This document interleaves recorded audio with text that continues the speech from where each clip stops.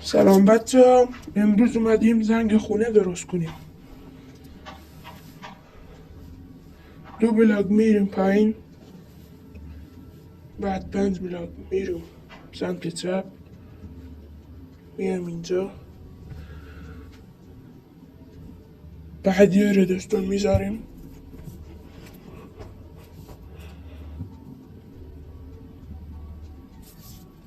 خوب به این ویدیو دقت کنید. یه دونه گلد میذاریم اینجا، 5 تا بهش میزنیم، اینجا هم همین کارو میکنیم،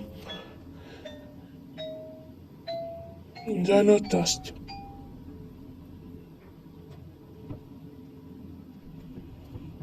بعد سرشو میپوشونیم،